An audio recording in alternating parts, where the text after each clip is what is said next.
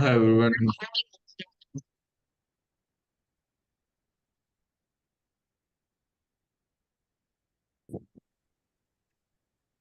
Hi Morning. Niraji, shall we begin? 1 minute, sir. Okay, sure. Good morning. Good morning, everyone. Good morning, BBA.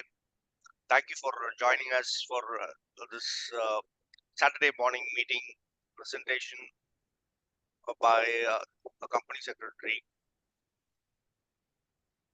We have with us Mr. Harshdeep Singh Narula.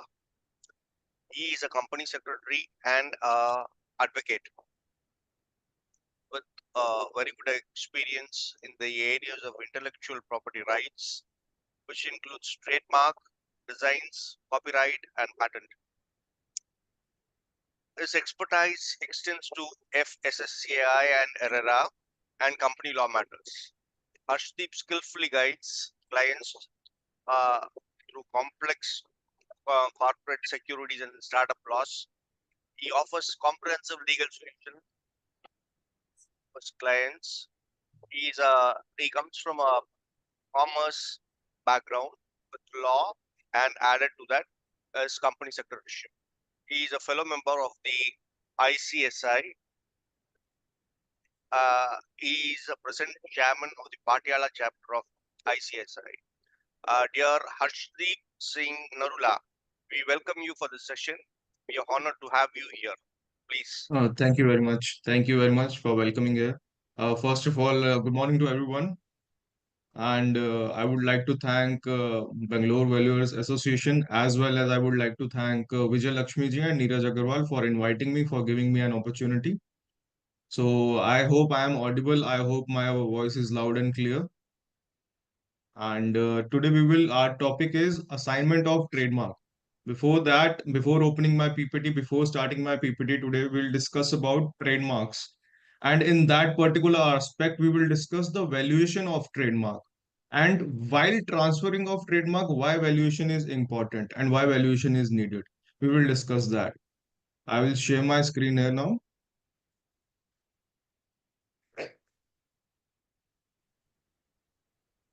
Just a second.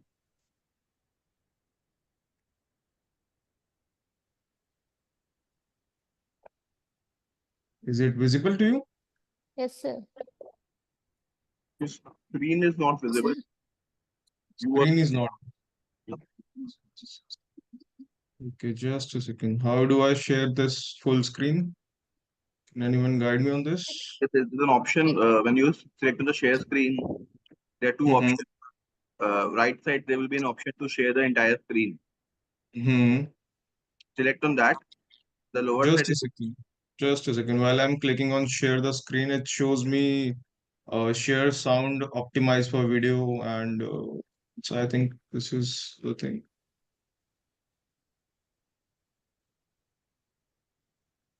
The bottom, you have participants, chats, react, and share. Mm-hmm. Yeah. Yeah, the share Okay. you have to click. Is it visible now? Yes, yes, yes, yes, Finally. correct. Yeah. Great.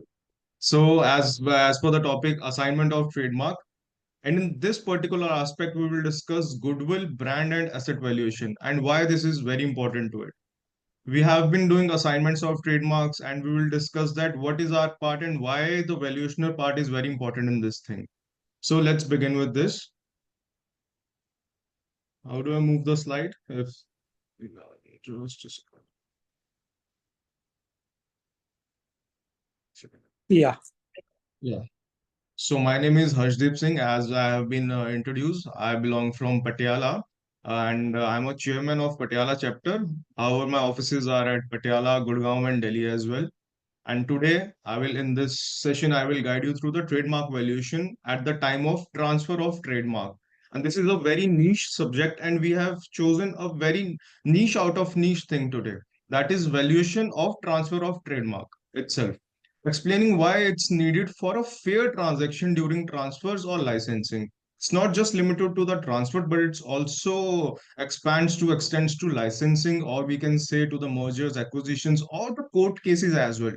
We will discuss that in this video, in this session.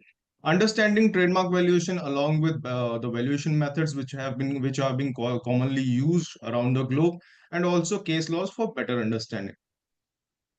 So, introduction.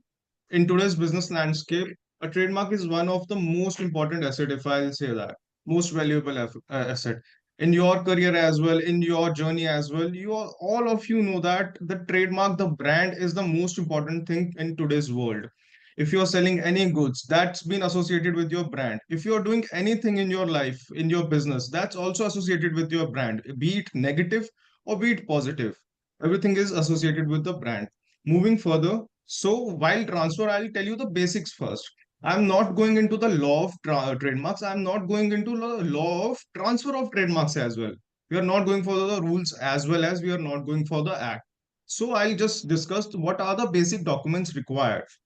So when we talk about the transfer of trademark, that means we are transferring the trademark from one applicant to another applicant. That is from one person to another, from one company to another, or as the case may be. So in that, the primary document for the transfer of trademark is assignment deed. What is an assignment deed? It is like a sale deed. However, the name is assignment. As we started the video and as we started the session, and the name of the session is assignment of trademark. That simply means that is a sale of trademark. And then there are five major documents which are required. The one is details of transfer and transferee. This is very basic. Trademarks application number. This is also very basic. Specifications of the right being transferred. This is also very basic. However, what is for us right now in this session? That is point number 4 and point number 5. That is clarification on whether associated goodwill is included or not. While we are transferring the trademark through the assignment, there are two options of transfer, that is with goodwill and without goodwill. If there is goodwill associated or it's not associated, even though the fifth point comes into the picture, that is consideration amount.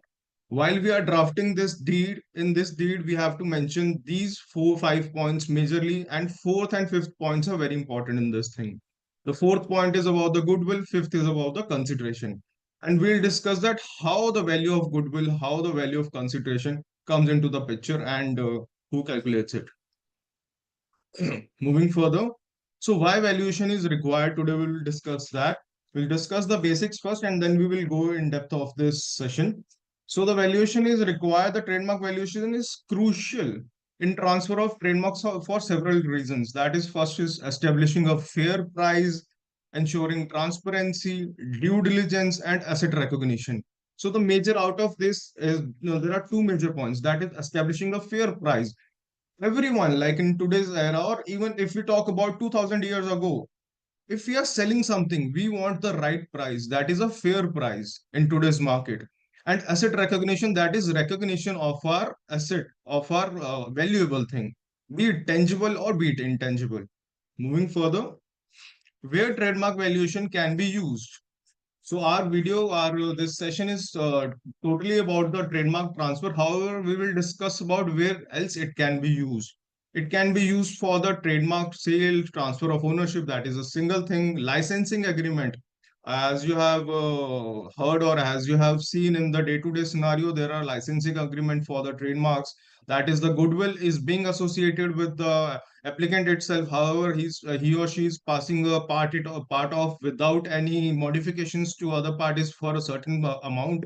And then comes the mergers and acquisition, like A company plus B company, they are merging, and then the value has to be calculated. It's not just about the tangible things. It's not just about the land or buildings. It's also extends to the intellectual property, be it trademarks, copyrights, patents, or designs. Business valuation and investor relation. Moving further, what is the importance of trademark valuation? Mr. So, Harshdeep, I have a query here. yes, yes, please. I am also additionally insolvency professional. Okay, Mm-hmm. one company has come for voluntary liquidation and they have this trademark.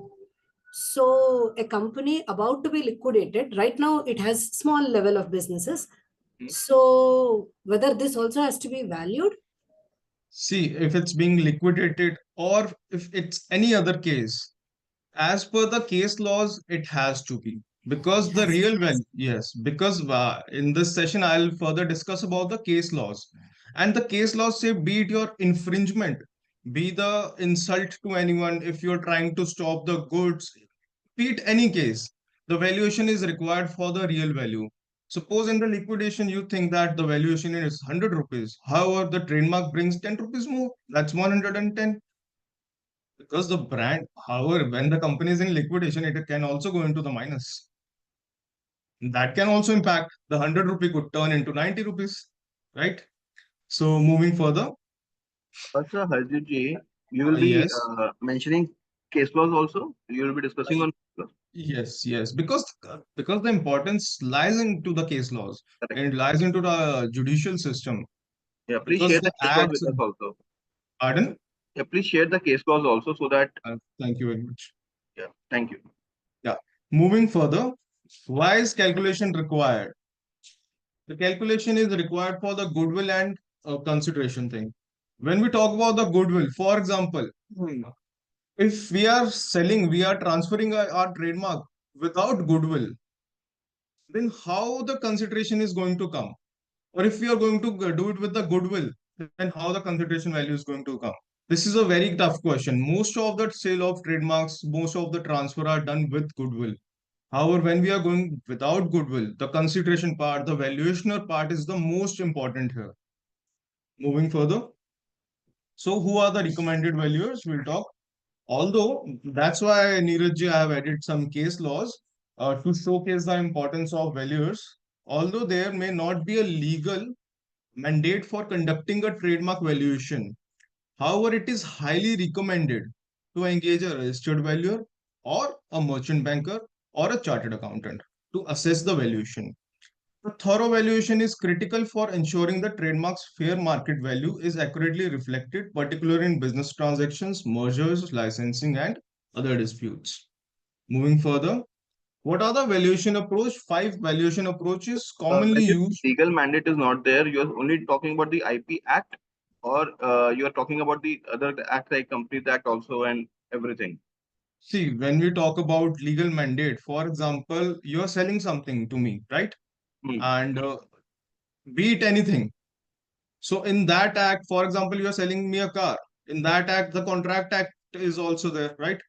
In this we'll talk contract act is there, intellectual property rights is there. So answer to the question is this is only strictly I'm telling you about the intellectual property rights, that is Trademarks Act 1999 along with Trademarks Rules 2017. We are not talking about any other law. Then there comes the case laws, there come the business transaction where valuation is very necessary. And So can without anyone? valuation, Oh, sorry, please continue. please. No, I'm saying that whether you can or anybody in the participant can confirm whether in income tax or company tax there is any sort of section or rule which states for valuations of trademark for any specific situations No, in it company. doesn't. It doesn't. The Trademarks Act is itself very old right now. It's 1999 Act. So it doesn't right now. However, anytime if it gets modified, amended, then it will. But in the normal scenario, when we are talking about the Trademarks Act, for example, we were discussing it here, the five major things. In these five major things, the act is asking very few things. It's asking like details of transfer, the consideration, the specification, and they are saying give us the specification. However, the specifications are also not mentioned in the law. However, the consideration amount, how to calculate, is not mentioned in the law. The goodwill part is not mentioned in the law. It's just they have mentioned the headings, and then we have to figure it out ourselves. So that's why valuation is important here right now. Yeah, Okay, sorry, thank one you. more doubt. So is it that goodwill trademark registration is a mandatory for doing the valuation?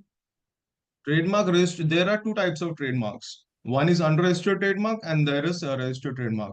In the law, the both of the things have been mentioned very correctly, very properly, the registered and unregistered. However, while we are transferring the trademark, only registered trademarks can be transferred. When we talk about the valuation, the unregistered trademark gets valued as well. Okay, thank you. Yes, I hope I was clear in this. Thank you. So, valuation approach, what are the valuation approaches? And Cost, sorry, one more. yes, yes.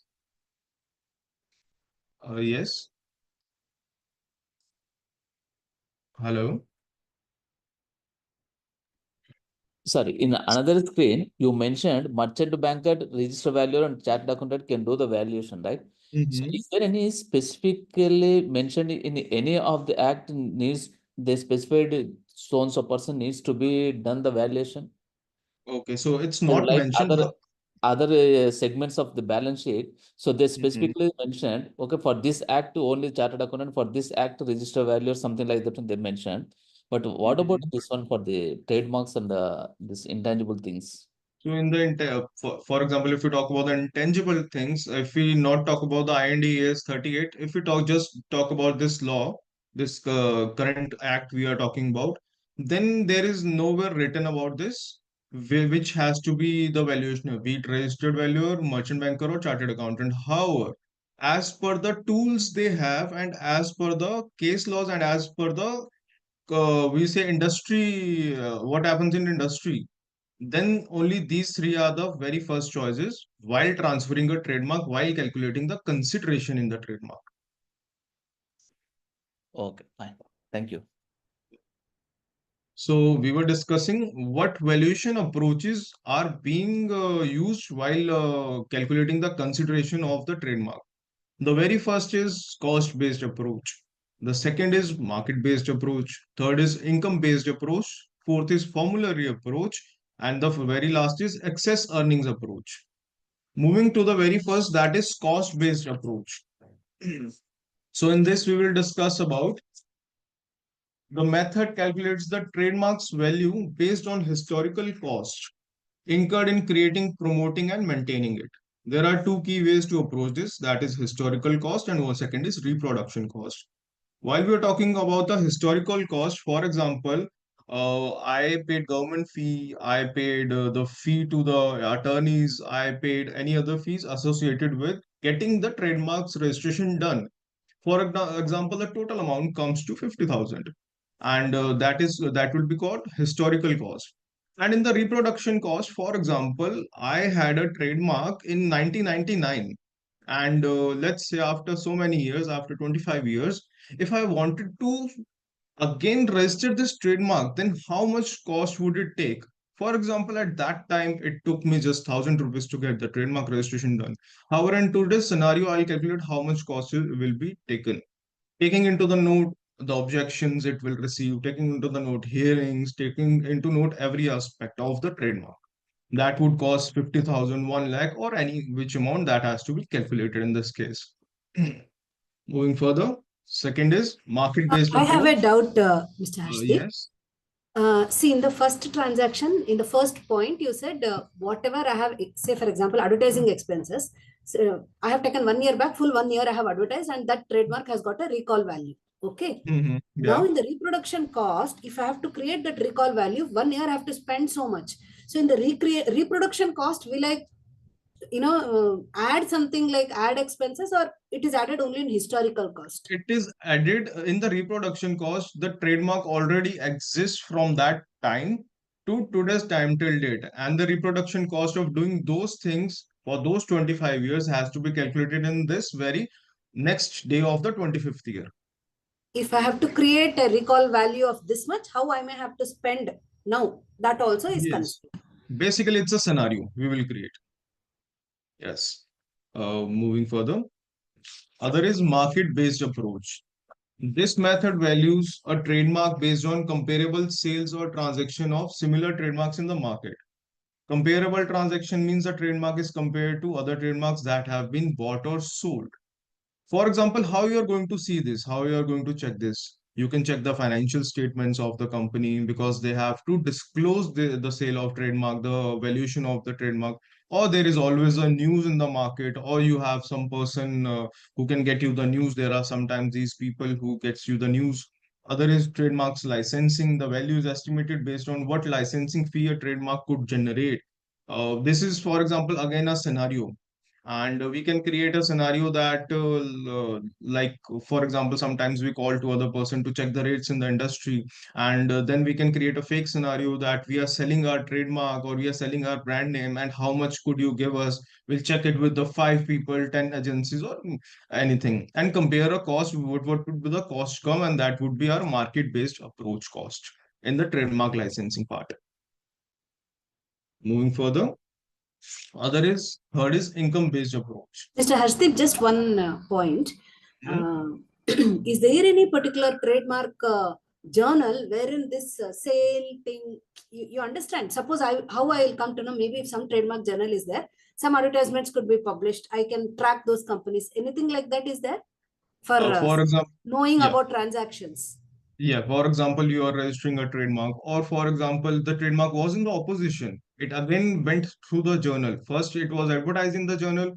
Before, it was not opposed. In the second case, it was opposed. Then again, after acceptance, it got advertised in the journal. And these things, when the applicant is being changed, these are also advertised in the journal. There is a complete particular list we can get because Trademark obviously journal from any particular website? not it's a particular website of the IP India, that is a government website, and that there is a head trademarks there. Because you know very well that if we talk about there are 1,000 people selling trademark, right, in the today's world. Only if there is one big fish and 999 are not, then we can never find the, like, it's a very right question. We can never find who sold to whom. So in this case, that journal helps us a lot. Moving further, then comes the Is it income. the journal name you said? It's a trademarks journal. If you'll put, for example, we put the TM journal on the Google Okay. search, and then we will Okay. put for which purpose we want the journal, like TM journal oppositions, TM journal transfers, TM journal acceptance. Because when you will put the TM journal, only the basic journal comes, which comes after acceptance of the trademark. That is advertising journal that comes in within 7 days of acceptance. Okay. So you have to make the payment for it. How is it? Oh, the journal is free. It's public. Okay. Every Okay. document in the case of trademark, be it transfer, be it opposition, be it rectification, everything is public. Be it the consideration amount written in that assignment, that is being uploaded on the government's website and anyone can check it. Okay. Okay. Thank you. Then comes the income-based approach. This is most widely used method for valuing trademarks. Relief from royalty method. This estimates the value of trademark based on the royalty the company would have to pay if they had to license the trademark from the third party. Like in the very last slide, we explained this. In this slide also, the scenario has to be created. Then comes discounted cash flow. In this method, the trademark value is derived from the future cash flows it is expected to generate. Then comes premium pricing. In case where the trademark allows the company to charge premium prices, the difference between trademark product price and the generic product in the market, or the company whichever it is having, it is estimate the trademark's value in this case. So in this, DCF is very commonly used and amongst the valuationers. And yes, This premium pricing and DCF seems to be similar, because in DCF actually pricing, if at all is there, is no actually considered.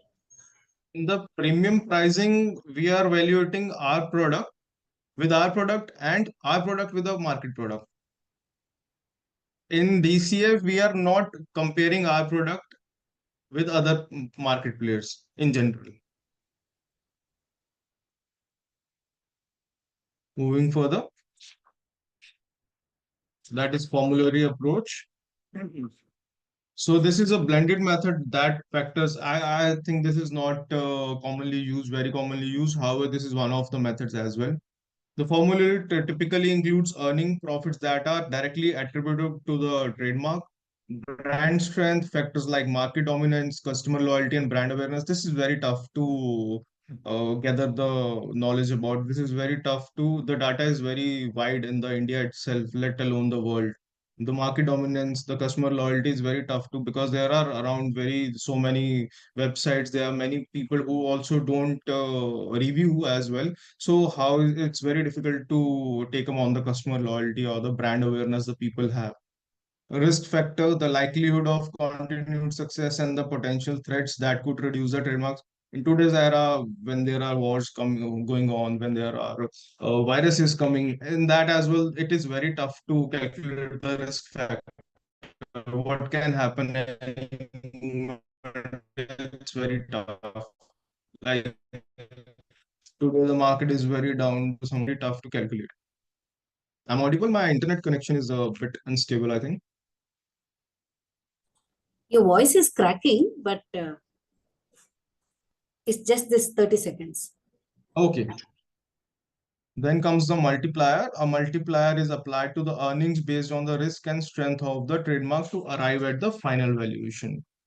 So after that, this is a very this is not a widely used method.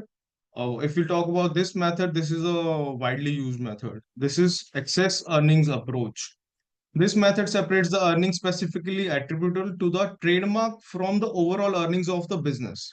This is very widely used and very helpful to the companies. Determine business earning, calculate the overall earnings of the business, deduct earnings of other assets. That is, we have five intangible assets, 10 tangible assets, and the other cost we are building, just subtract that or it divide it into that attributable earnings. The remaining excess earnings are attributed to the trademark. Present value discount the future earnings to the present value.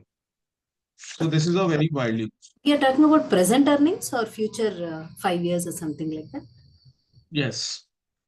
Discount the future earnings in the present value. Okay. And this, how you're going to tell us in next slides, this subtract the portion of earnings attributable to other business assets? Because that's No, like, that's it. Because I'm most okay, into can you the just tell more about this? Like how to identify how much of my earnings is because of human cap, like any hint, any tips on? for example, I'll tell you in the office, in anyone's office, there are 10 people, and 10 people out of 10, 2 to 2 are divided into five different products, and the value of two is different, and they are attributed to one trademark only, one product only. So I'll put that expense into that product. And for example, I'm earning 1,000 from all five products. Then I'll divide, if in this case 300 are being earned, minus 20 being spent on those two people, minus the other cost for shipping cost to divide for that particular product. And then we can come to a point. For example, 210 rupees is the value. So that is how we will calculate the value. Moving further, regulatory compliance and reporting. So while we were talking about the methods, next is the very favorite of the chartered accountants, that is IND-AS 38 and trademark valuation. The trademark valuation must align with IND-AS, intangible assets, the disclosures have to be made. Ensuring trademarks are properly recognized and measured on financial statements. The standard guides the recognition of trademark based on their cost or fair value with regular amortization or impairment testing. We will discuss amortization and impairment testing in the upcoming slides. Proper valuation and reporting are essential for reflecting a trademark's true value on the balance sheet, ensuring compliance with financial regulation and optimizing tax benefits. So we were talking about amortization and impairment testing. Before that, we will discuss measurements of trademarks. That is initial measurement. When a trademark is acquired, it should be measured at a cost. If acquired through a business transaction, the purchase or a fair value will be used in the initial recognition. For example, we were discussing in the previous slides that what was the cost spent to acquire this trademark. We will put that cost. Or if we have done a business transaction, that cost will be done for sale or purchase of the trademark, which is basically the purchase of a trademark. Subsequent measure. After the initial recognition, trademarks can be measured using cost model. The trademark is carried at a cost less accumulated amortization and impairment losses. We will discuss this in the next slide. Revaluation model. If a trademark's fair value can be reliably measured, it can be revalued and reported as fair value with adjustments reflected in other comprehensive income. And we will now discuss about the amortization and impairment. So what is amortization? I have also given an example in this. So IND-AS 38 requires that a trademark has a finite useful life, be it amortized over the expected lifespan. However, this contradicts very basic thing for when we are doing a business, that the business is a continuing business, or when you are talking about a brand, you don't know what is the life span of that brand. For example, Coca-Cola and Nike, meaning they are not amortized but are subject to annual impairment testing. So now when the amortization cannot be done, now when you don't know that it is for 5 years, 10 years, 50 years, 100 years, in that case, annual impairment testing will be done and the amortization case. Every year, trademarks with indefinite lives must be tested for impairment. When we say every year with the indefinite lives, the trademarks, I'm telling you, all of the trademarks have a lifespan has an indefinite lifespan because it's not clear that it's for the 2 years we are running business for the 10 years. Nobody thinks like that. If the recoverable amount fair value is lower than the carrying amount, an impairment loss is recognized, reducing the assets value on the balance sheet.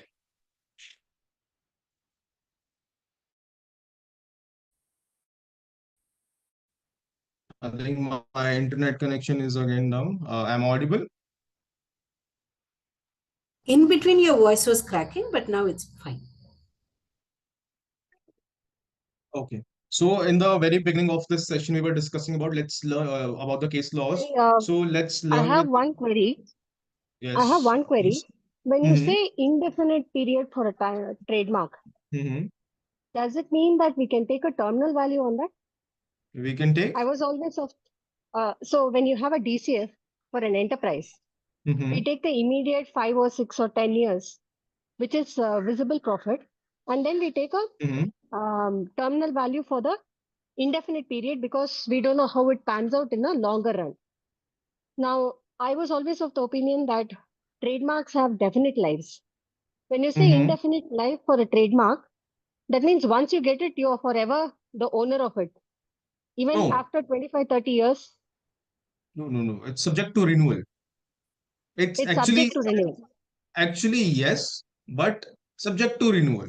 I'll not say no in this case. It's yes, subject to renewal because nobody else is going to take it if you renew every 10 years. So, how often is the renewal is yearly, or what It's is the period for every 10 years. every 10 years? So, when Yes. I do a valuation for a trademark, that means Mm-hmm. the reasonable assumption that I will have to have is that for a period of over 10 years, what is No. the value that is likely to create? How do you do that? So you cannot go for the 10 years because when I say it's renewable, you can renew after every 10 years. That means that is just the renewing cost. The trademark is still your property. You can renew it and you can increase the lifespan of the trademark with 10 more years. We cannot just restrict the. So when you take an excess earning period or a DCF period, right? What is the typical number of years that you take in order to ascertain what is the profits over that period? 5 years, basically 5 to 7 years. 5 to 7 years. But the life of a trademark is 10 years, right? Why would I take, what would be the justification for me to take a 5 to 7 year? No justification like whatever is going into the industry. Like we are into a very legal thing. However, when we talk with our valuationers, when we talk about our peers, they give us the Ah, same reason that we take it for the 5 to 7 years. We give them the reason that it's indefinite. okay. So But at the end of the day, we just yes, yeah. if I take a concept of a terminal value in case of valuation of a trademark, would that something which is defendable? I'm actually not an expert for this particular word you used, particular statement you Okay. used. So, Yeah. but normally you would have seen valuations on trademarks, right? Hmm. In terms of some valuation reports where people take a certain period. So there are basically 5 to 7 years the Yes, valuation is what report you has. typically take. Yes, it Okay. typically. However, at the end of day, when we are taking about the assignment of the trade transfer of trademarks, we just need the valuation report from our valuationer. So we just never Okay. we have question, yeah, we question them, but however we cannot argue why they are using this and why they are not using that method. Okay. Yes. So we were discussing about the case laws. Like where the court held that valuation was the very important aspect. I will just tell you the context and the importance because the case laws are not just about the valuation itself. The case laws has a important part of valuation. They are mostly about the trademarks infringements and all. in Technip SA versus SMS Holding Private Limited. This case involved the sale of a company and its trademark, where the court emphasized the importance of valuing the intellectual property. So, other company was using unauthorized use of the mark. There was a trademark infringement. When you are using it without permission, it calls the infringing the rights of other person. So when the valuation was being considered, the valuation was taken from the balance sheet. However, the court held that the trademark value was not there. That is for the intangible assets. In this case, the valuation aspects this is very important. The trademark valuation was significant in deciding the fairness of sale agreement. Importance, the court stressed that proper valuation of intangible assets like trademark is essential, or patents or design, ensuring a fair sale price or calculating the costs to in the infringement, how much cost have to be imposed on the other party. In this case, you just cannot pick up the cost of your branding of your balance sheet or any other thing. You have to also take the intangible assets like trademarks to be valued, because in today's era, the trademark is the one of the most valuable assets. Even patents are, however, the trademark is very commonly used asset. Other cases, Godrej Sara Lee Limited and Reckitt Benicson. In this case, involved a dispute regarding assignment of trademarks related to insect repellents. The court had to consider the value of transfer trademarks to determine damages and whether the assignment was done in a good faith or not. Just a second. So in this, the case focused on how the alleged infringement affected the brand equity of Godrej Sara Lee, especially its goodwill and reputation in the market. This included the impact on consumer perception and distinctiveness of the brand. So, impact on brand value. The court examined how the alleged trademark infringement could dilute the brand's value and affect its long-term brand. This valuation approach Mr. Harshdeep, looked your at voice is potential harm to the brand's image in these Mr. cases. The Harshdeep, valuation of Sir, your voice is not my audible. connection is a little yeah. connection is a One little one disabled. small suggestion: you Mm-hmm. can cut your video Okay. and just Alright. with the voice and PowerPoint you can continue. It will be little strong. If that's okay. Okay. I hope I'm audible now. Yes. Yes, sir. So in this case, we were discussing about the court focused on the economic value and goodwill associated with the transfer trademarks, stressing the importance of valuation. So when there is an infringement, mostly what happens is people when the calculation is being made, the calculation is made only with the words. And for example, I own a company. In that case, I'll say, give me 5 lakh, give me 10 lakhs. However, what if the valuationer, the registered value tells me the value is 1 crore for the particular trademark, and I can sue the other person for 1 crore. And here comes where comes the code that the valuation has to be done properly. Now, when we go to the valuation part, the valuation, when the court says that valuation, obviously the advocates, obviously the company secretaries cannot do it.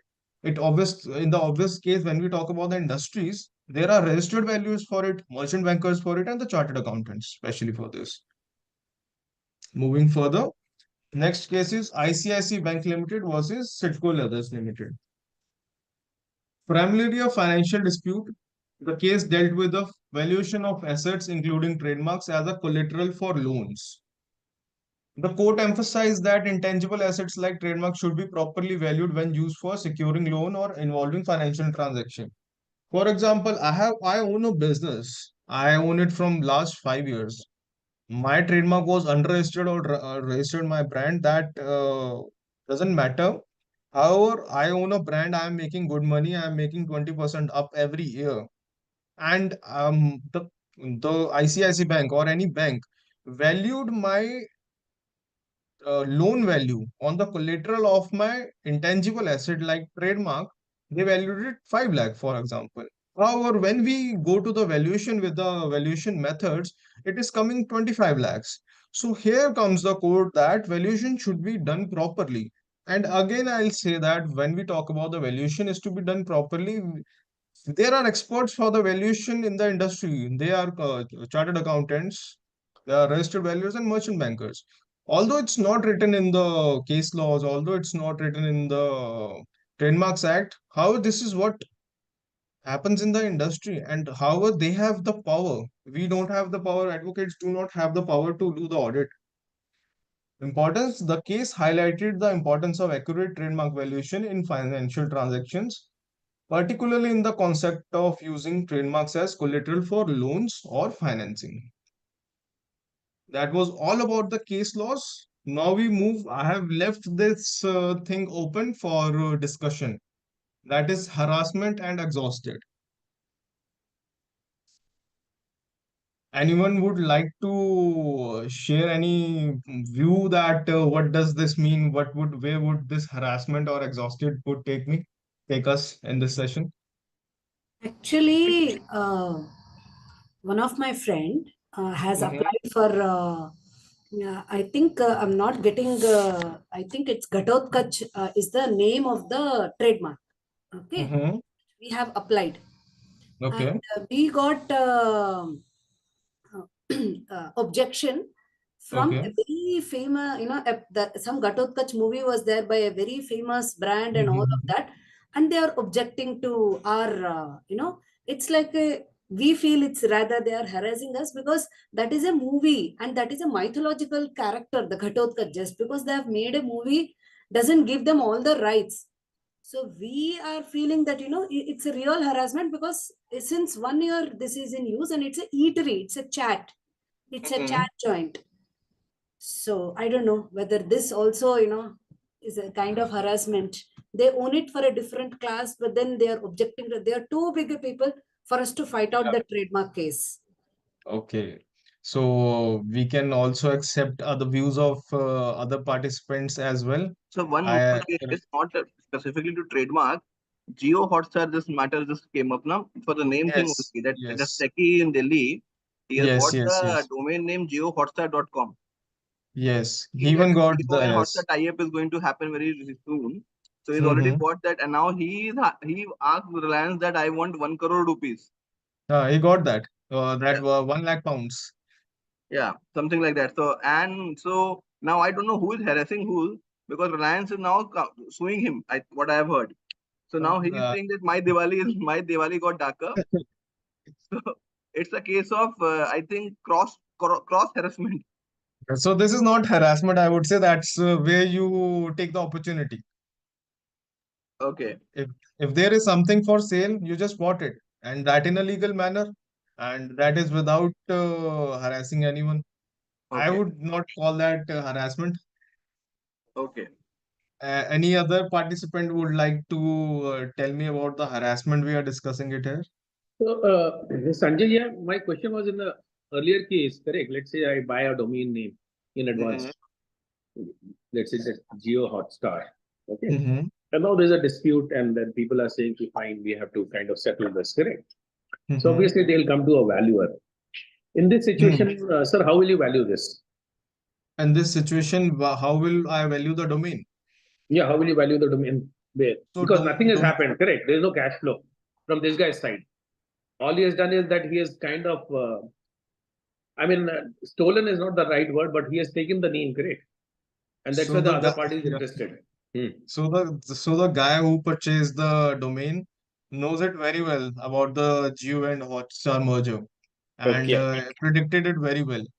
Yeah. So now you can either it would be in the opposite manner. Like till now we were discussing in the seller point of view.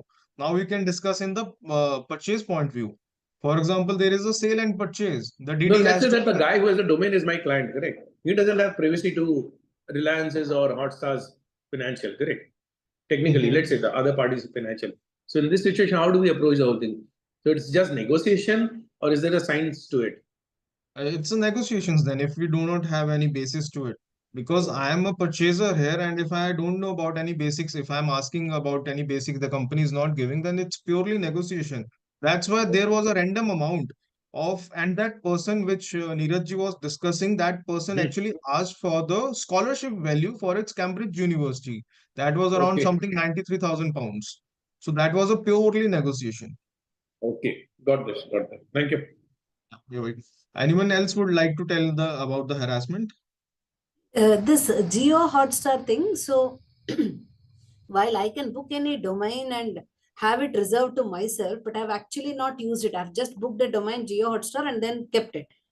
So Mm-hmm. now, how can I, there is again, you said, no, there is a case that how he can book. So am I eligible to do that? Suppose now, today, suppose all of this has not happened. I've just booked a domain Geo Hotstar and then kept it for myself. I've not used it. So no one can allege, misuse or, whatever, wrong usage of the trademark. So can I demand from Geo Hotstar? Is this the case? Is this my understanding correct? Okay, so there are two things. This is a very nice question. So there are two things. There are, first of all, hoarders. There Yes, many it's people very do hoard. prevalent in the domain name market. Yes. For example, if you're going to buy a domain, you should check it, like you'll check it three times. You'll check it fourth time. You'll check it fifth time, it's gone. Because they have all your data. Oh, Yes. okay. Why such a domain which have no sense, which are so common, are gone? I used to think that in 2020. Like if I like a domain, I want to start a brand. If I'm checking it for the third or fourth time, it's gone. So while we were talking about hoarding, this is a separate thing. The domains are separate. Domain is also an intellectual property in today's era, because in trademarks there is a domain protection. However, if we talk about the trademarks law, if you got the trademark and you have it registered in your name in year 2010, you have just 5 years to yourself to get the monopoly. If you come into the eyes of people that this person Shilpa ji is has a monopoly in this case, and she is not even she has not used for 5 years. You can file rectification and you can actually get their trademark registration abandoned or cancelled. So you have to continuously use. For example, if you got it in year 2000 until 25 years, 24 years, it never came into the eyes of public. You're still the owner of that registered trademark. So as far as we talk about the Geo Hotstar hoarding case, that's a hoarding thing. That Geo Hotstar is does not come under the trademark laws. However, it is an intellectual property. However, it's a digital property.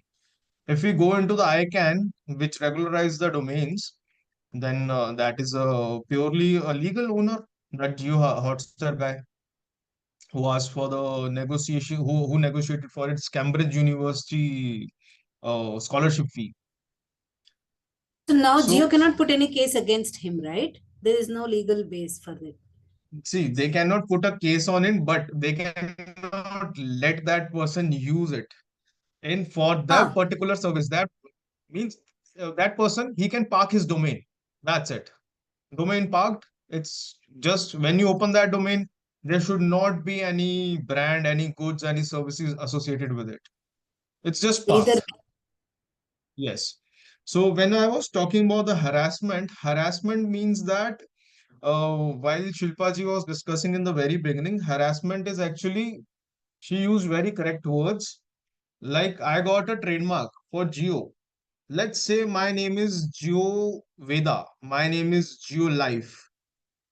In that case also, Geo will send me an opposition. Like we were also discussing about the Ghatotkach case. In that case also, the person opposes. In today's era, 99.9% opposition matters comes from the harassment thing. Nobody is doing that particular business, nobody is doing that particular service, still they oppose your trademark.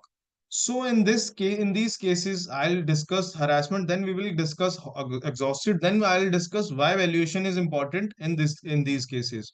So the harassment is like in trademarks cases, people harass you, the other companies harass you, they don't let you register your trademark. When you get your trademark accepted, there are 4 months for the opposition period.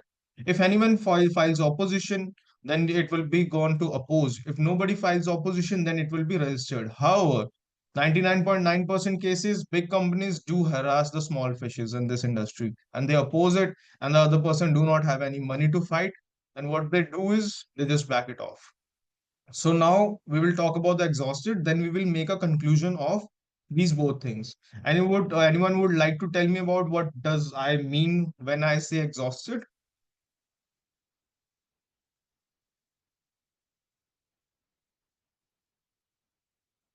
Am I audible? Yeah, you are audible. Yeah. Would you like to tell me what I mean by exhausted when I use the word exhausted? It's legal remedies. All the legal remedies are not available for them. When I mean exhausted, you are trying to say that legal remedies are not available. Yes. No, that does I did not mean anything legal in this. There is no legal aspect in the word exhausted as per me. Exhausted means I'm not able to kind of sustain further, is it? No. Okay. Like it's actually the dictionary meanings are different. However, I have for this case I have just used my own thought process that what would be the exhaust. The name is long actually. The statement, the sentence was a long one, but however, I just reduced it to the exhausted so that the session could get interesting in this case. So anyone else would like to tell me what does exhausted means?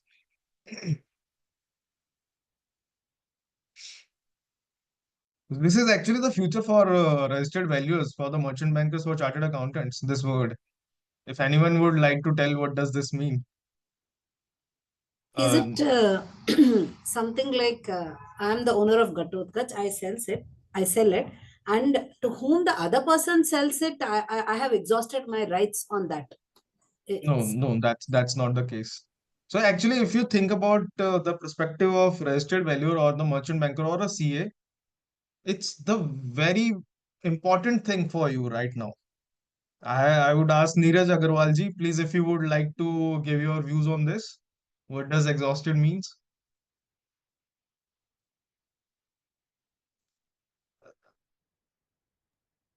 I think he's away right now. So when we are talking about the exhausted means what? Is it The that name, it cannot be further used, or there's the utility is gone? Is it? I'm no, just trying to guess. no. Actually, this is actually very. I'll just repeat it. This is very beneficial for you. I'll just If you would have just just like that said it, maybe all of us wouldn't have even heard it properly, thoroughly. But when you're not saying something, all of us are like really guessing it and focusing Okay. it. actually one should guess. I wish three or more people or five people would guess it. Then we can. I just then conclude it. What does this mean? Anyone else would like to tell what does exhausted means?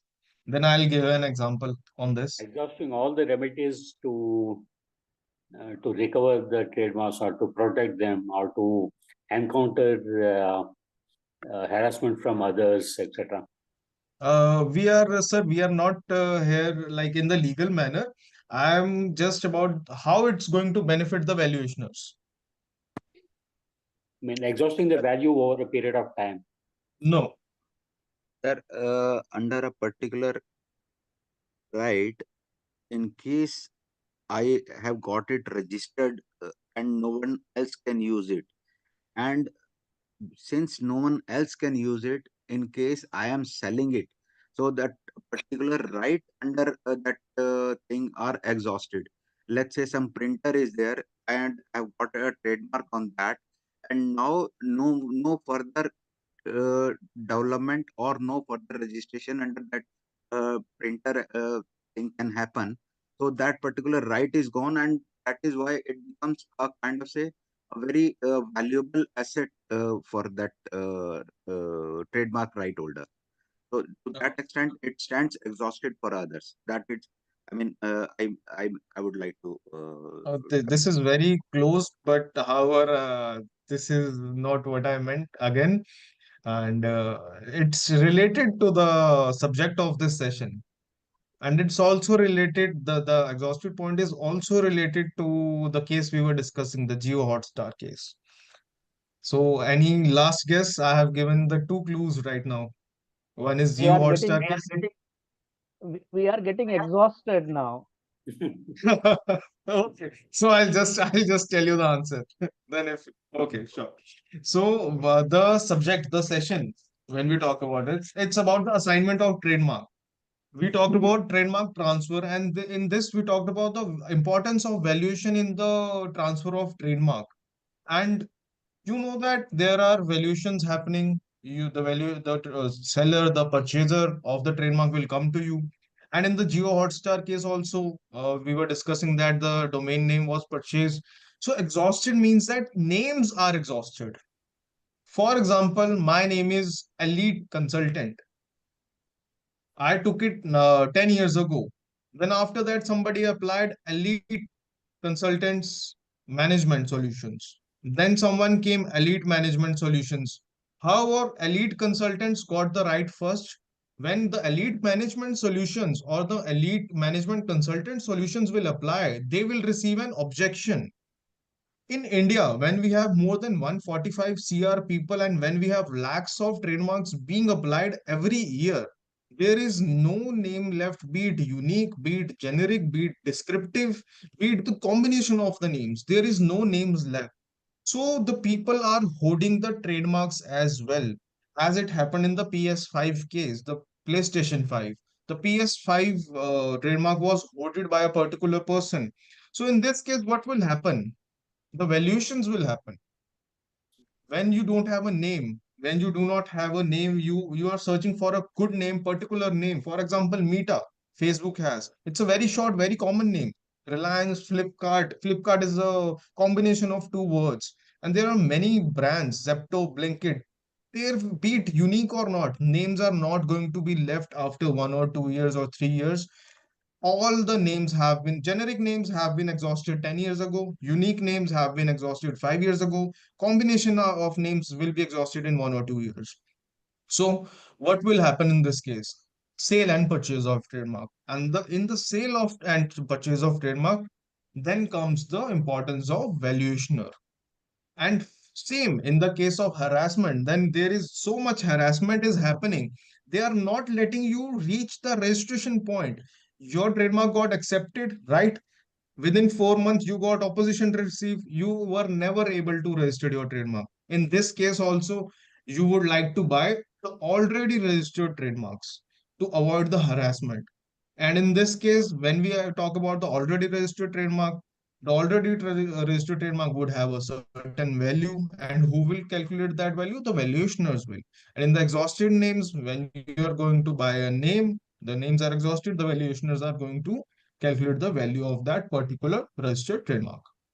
Moving further, so in the conclusion, I would say trademark valuation is very essential for fair business transactions and legal disputes. Though not always mandatory, it's recommended to engage professionals for accurate assessments. Valuation considers factors like market strengths and financial performance, ensuring compliance with IND-AS. For financial reporting, proper valuation is must. So that was all my time for you. Thank you for your time and attention. I hope today's session on trademarks valuation was insightful. Feel free to reach out for any questions on trademarks, patents, copyrights, and designs. Thank you very much. I have a general question. Yes, please. I have an image. I have a tagline. Okay. And if I say, if I register everything for the whole, okay, a picture, an image along with the tagline, will I get protection of trademark? Everything is registered, everything is over. So You now will if only someone uses the image, Mhm. okay, can I put whether my protection is for with the tagline or without tagline? Can just throw some light on that. So you are using it as a whole. When you are saying I have an image, when you are saying I have a logo, that means you are using it as a whole. For example, I'll talk about a brand ABC. And in that brand, you have mentioned ABC in yellow color. You have made a tree along with it, and you are using tagline whatever tagline. You get only rights of that particular image you have applied for. You are not getting exclusive rights. That's why when I say exhausted, everything has been exhausted. Every trademark has been exhausted. All names have been exhausted. So that you will, for example, it's ABC. Now, do you think I cannot get ABC registered? I can get, because you just got the tagline, you just got the particular image registered in your name. And what if I do? I make ABC and I make a dog or a cat with it. It is another image. Or if I use any other color combination or any other fonts, it's again changed. So that means you do not get the exclusive rights. But without tagline, if you are using the same image, whatever I have done, tree or whatever with ABC, same thing you are using, but you are not using my tagline. So that is still an infringement, is it? See, images do not get the exclusive rights. Only word marks do get it. Images means what? Yes. Sir, just to add on to Shilpa's question, if she says that she takes that image and she adds an tagline, "Let's connect." So can it become exclusive for her? Only that particular part, and not, for example, I would break that image into three parts. If I was the owner, I would get the trademark brand wordmark separately. I would get the trademark tagline registered separately. I would get the image registered separately. And number four, I would get the image as a whole separately to get the exclusive rights.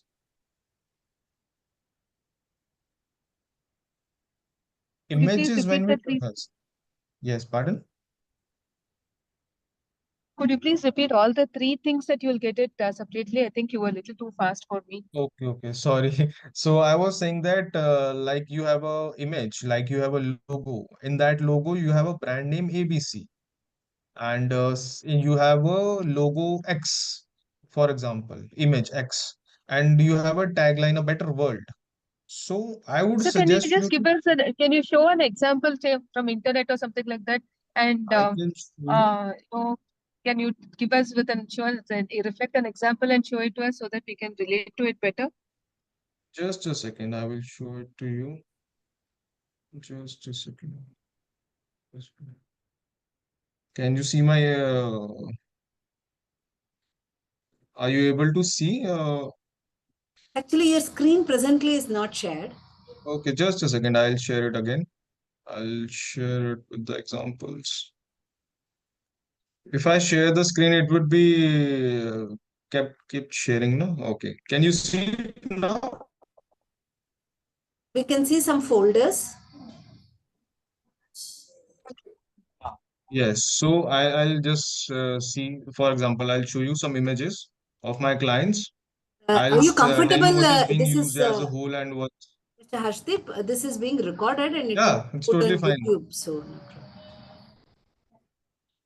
It's already public data. No worries.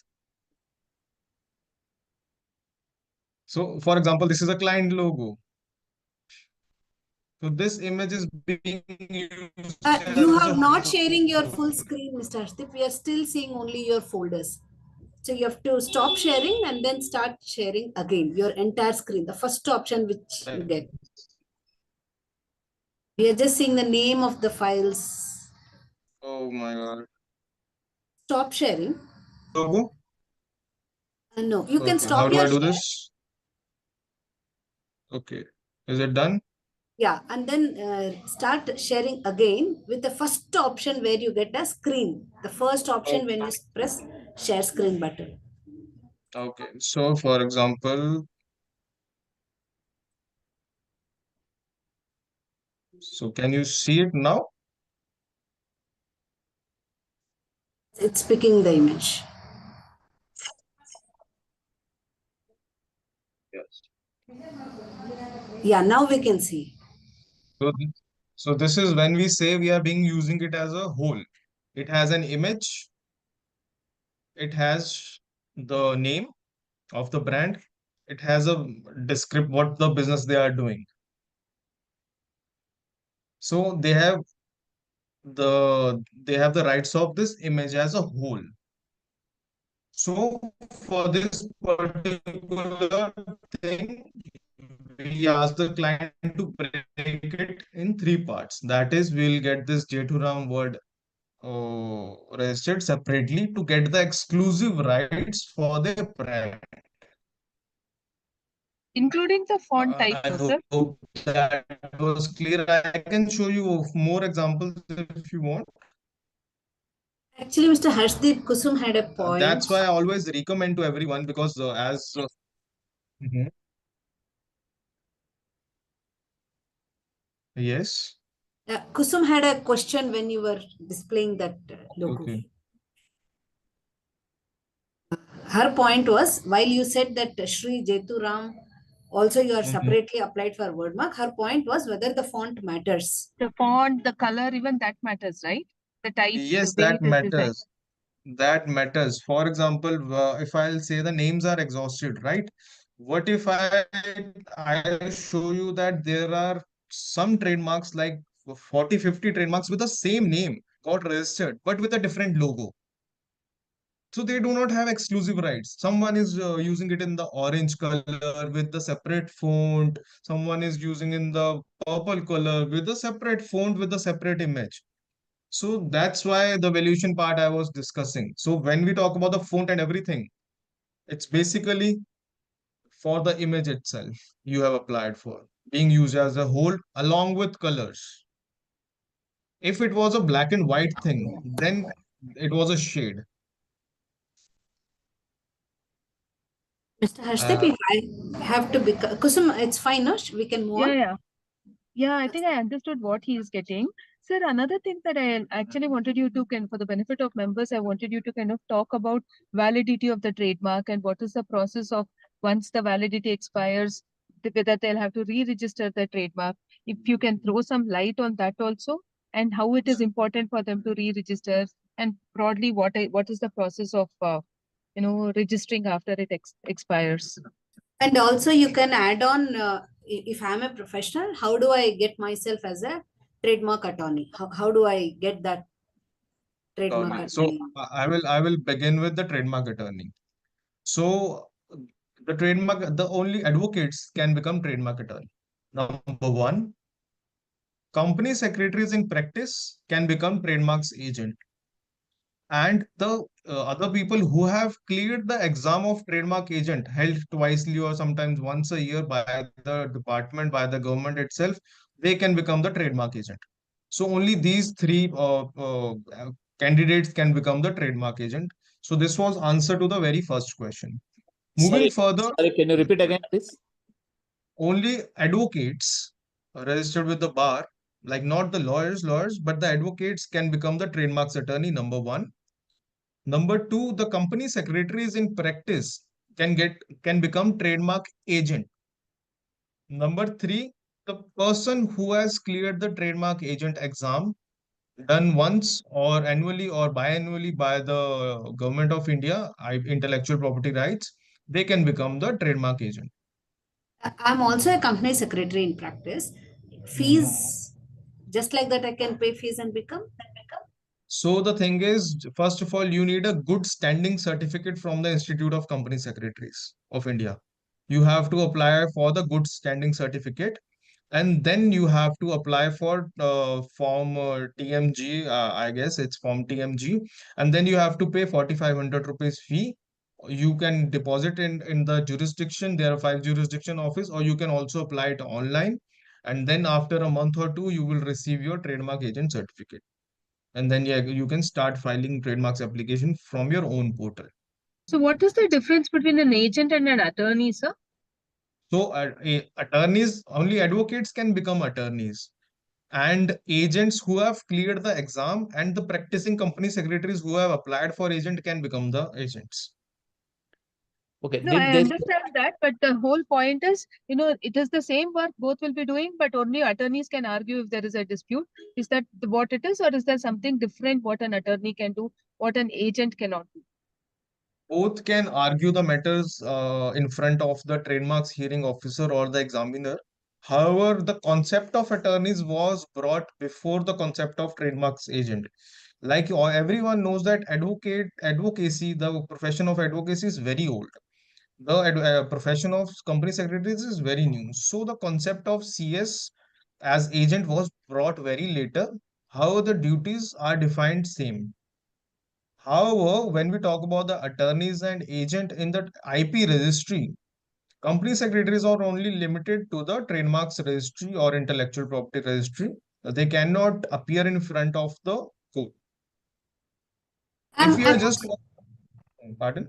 If I have actually, I'm clear, I have passed the LLB exam, but I'm not a practicing advocate. So passing of exam is not equal to being treated as an advocate, right? Yes, exactly. You have to be the member of bar, Bar. Okay. having the bar license. Yes. Okay, So, Harshdeep, you're an agent, right? Because you introduce yourself as a practicing company secretary. I actually in the very beginning enrolled as an attorney, being an advocate. Yes. And sir, can you also please tell us about the validity, that it's valid for 10 years and then after that, whatever is the period, and then they'll have to renew? If you can So just throw some trademark, light on that. yes, surely, surely. When you apply for the trademark, the from the date of application, whatever you have put the date of application in that when you're applying, from that, even if it gets registered after 2 years or 3 years, the period will be calculated from the date of application.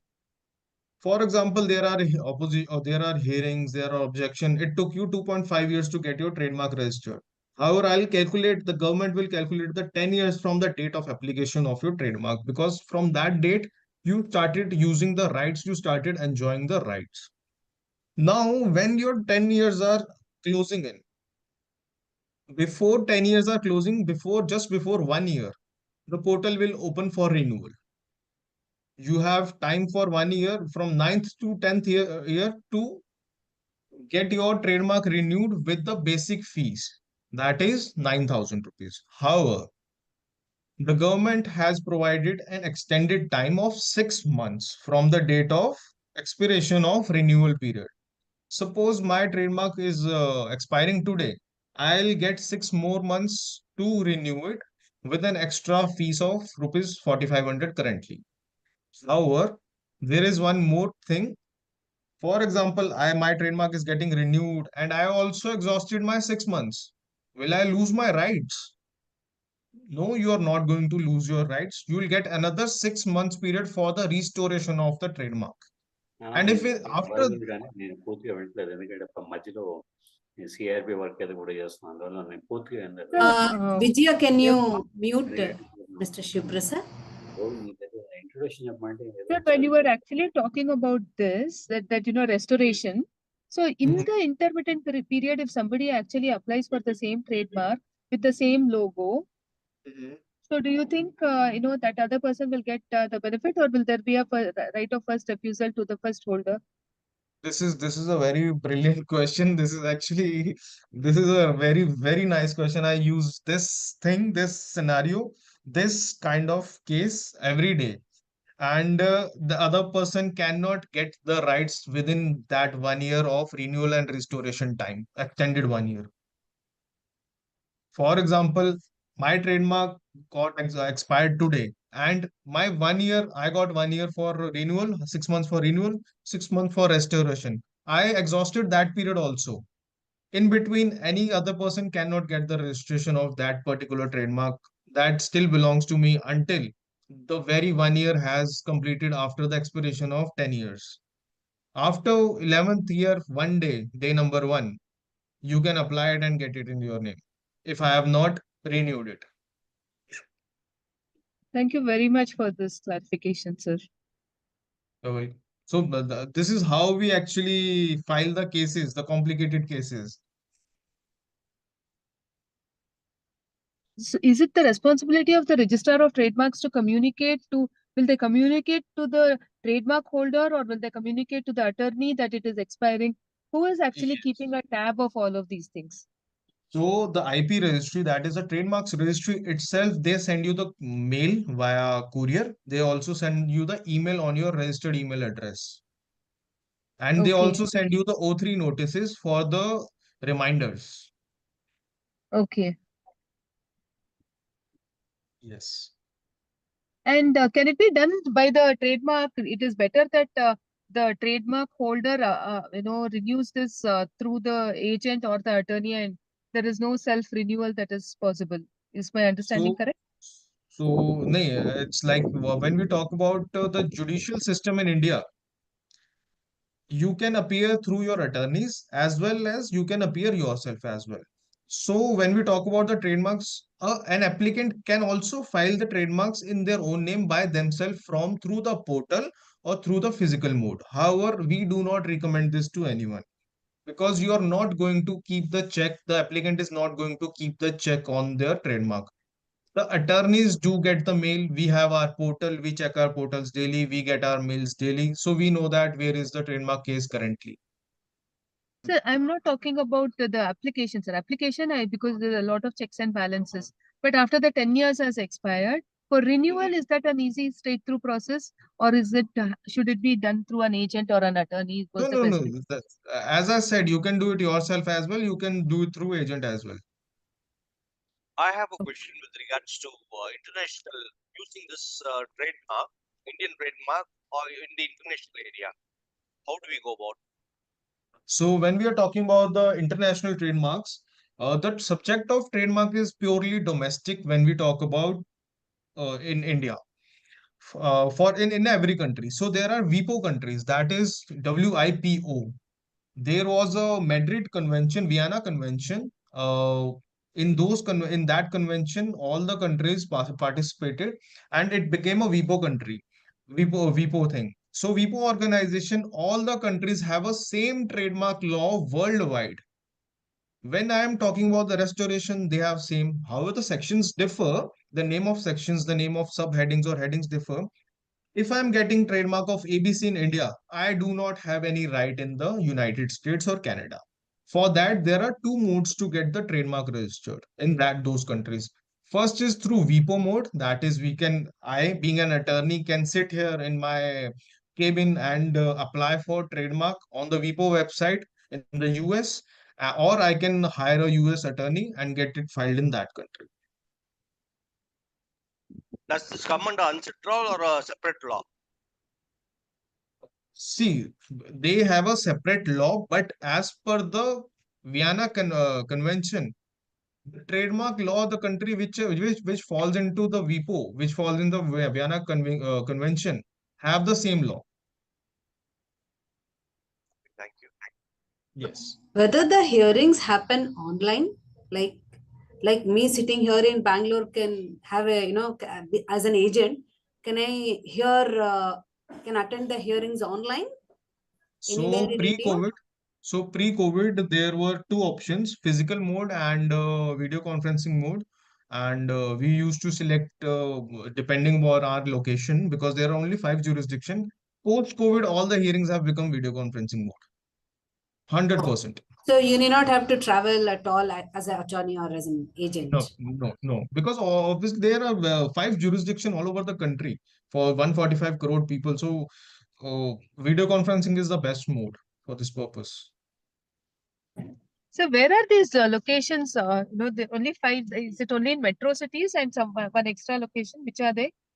Only in metro cities. First is Delhi, then comes your Kolkata, then comes your Ahmedabad, then is Mumbai, then is Chennai. So there were 4 before. Ahmedabad joined later because increasing business in Surat and Ahmedabad, it became later registry, the later jurisdiction.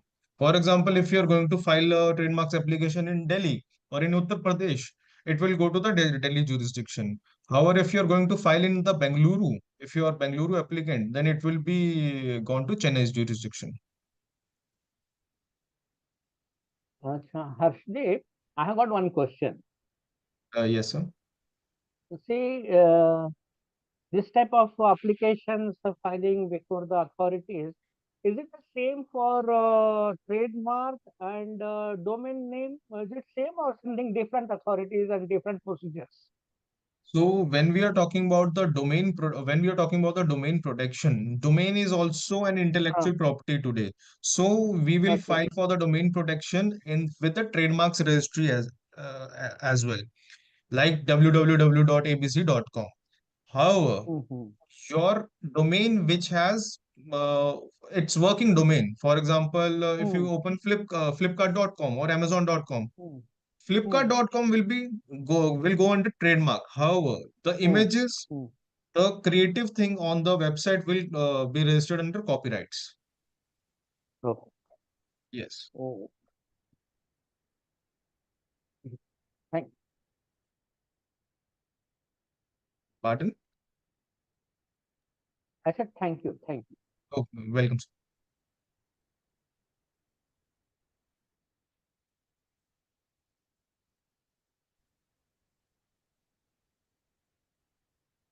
Any other question or anyone would like to ask?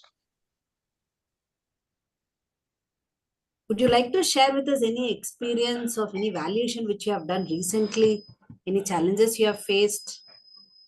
So while I'm talking about the challenges, when I recommend or suggest my clients, sometimes they are hesitant. However, after 6 or 8 months, they are like, we should have appointed a valuationer. Even if I am talking about them appointing an advocate for drafting legal matters, legal language, they'll be like, no, do it. We can do it from ChatGPT or whatever the case may be. However, now there is one client. It's being associated with very big brand. They bought a franchisee, and the valuation was not done. They actually spent 50 CR on it, and they did not get the facts check. And if I'll tell you about their agreement, the agreement is only 2 pager for 50 crore thing, and no valuation was done for that particular brand. And I told them that particular brand has only one trademark, and that is not exclusive. And yeah, and they're still figuring it out now. Yeah. So valuation is very important. Even the legal drafting is very important before going with your money. Your money is very important. So ideally, the best valuation requirement in this scenario is when I'm taking a franchisee, okay, at that time I should take a valuation report of the trademark, because ultimately the trademark and the goodwill is what as a franchisee I'll be taking, correct? Yes. Your So voice is because not why? audible, Shilpa ji. Your voice is very feeble, Is it anyway better? a little. Mr. Harsh, can you hear me? Yes. I heard you. Yeah, And yeah. when you were saying about the licensing or franchisee, it's very obvious that we are talking about the brand here. That's why when we see, like, I want to buy franchisee of this brand, that means the value of the brand is there, the value of their trademark is there. So number one, valuation is very important for that case. Number two, legal drafting is very important. Number three, due diligence is very important. People do not are not educated right now. However, they are being educated because many people come to us for the DD report as well, and it's very good thing. We have saved many people in these cases. Like when we do DD, there are company show off whitewashes everything. So they say that we can see 5 crore sales in this particular years, and you are in debt of 50 lakhs, how is that? Actually, that's very hypocrite of them. And then they say that we have conducted the valuation on the future values. However, they are making only sale of 2 or 3 lakhs a year. So everything is fabricated. So that's why valuation is very important from your end, from the end of purchaser. So normally, due diligence, I never knew franchisee also could do due diligence like this to understand the facts. Because everything what comes in the market could not be real, right? It could be Yeah. concocted or just built in. So in the franchising model, 95% of the people get DD report done. Not sometimes they get for a normal DD, sometimes they get full-fledged DD, but yeah, DD is very important. We have saved many people with the DD. Sometimes, be it me, we just see the DD received from or the valuations financials received from the other party. We can just see that that's totally fabricated. Both the parties should have the valuationer to for the fair value. It's a one-time transaction, to be honest.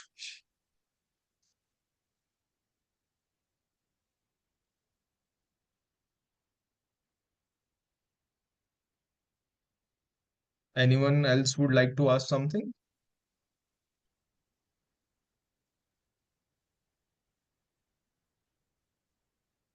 If no more questions, then Ravindra ji, we can do the vote of thanks.